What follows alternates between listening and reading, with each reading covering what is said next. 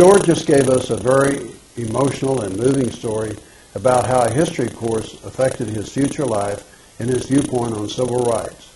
Now here's Lew with a story about how civil rights and integration affected the OU sports program forever. George and Mac have talked about the influence of their professors and the OU football program, and I think there's something that the public generally doesn't understand of the impact of the Oklahoma football program.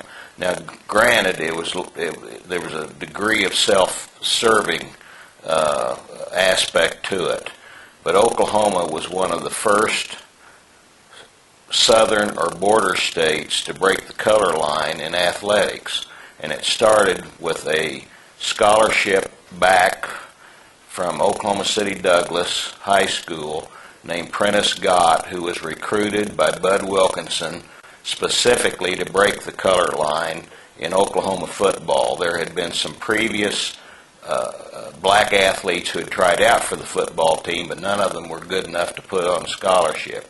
But Bud Wilkinson recruited Prentice Gautt, and a little-known story is, and I happen to have been there, freshmen were not eligible for the varsity football in those days, and we went one night, and the sports information director sent me with the freshman football team to play at Tulsa against the University of Tulsa freshman football team.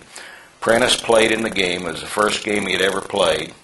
And after the game was over, they were going to take the team to a large restaurant in downtown Tulsa, and they had something like 50 fried chicken dinners already cooked and on the table. And we arrived. I was traveling in a van with the coaches, and when we arrived, the players were coming back out. And Port Robertson, who was also the wrestling coach, was the freshman football coach, and Port asked them, "What's the problem?" And they said, "They won't serve Prentice. Prentice can't eat in there, and if Prentice can't eat in there, none of us will eat in there." So we left the restaurant, left 50 complete chicken dinners on the table, went to the outskirts of Tulsa to a little hamburger stand, and the guy made up 50 double cheeseburgers with fries in the middle of the night, fed the kids, and we went back to Norman. The restaurant threatened to sue the University of Oklahoma Athletic Department for the price of the chicken dinners, and Bud Wilkinson called the president of the company that ran the restaurant and said, "You can sue us, but we're not going to pay the bill, and if you file a lawsuit, I will publicly explain what happened and denounce you to the public of Oklahoma."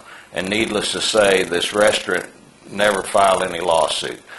Later on, Barry Switzer was the first to recruit, and as I said, granted it was self-serving, but they also broke the color line when Barry recruited outstanding black athletes from the state of Texas, and it helped him win national championships. But that hastened the day when the Texas schools also recruited those athletes, and that's an aspect of Oklahoma football that I think is often forgotten, of how it indeed was a pioneer in breaking the color line in Division I football.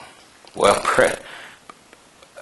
Prentice was a scholar as well as an athlete, and he later was assistant and an associate commissioner of the Big 8 Conference before it came the Big 12, and then he moved to the Big 12 Conference, and he's much in demand as a speaker to tell his story from those days. But he's a very, as I said, he's a scholar, he's a very humble person, he's a very down-to-earth guy, and as Jackie Robinson was to break the color line in baseball, in my judgment, Prentice Gautt did every bit as much in the state of Oklahoma and in the Southwest in breaking the color line.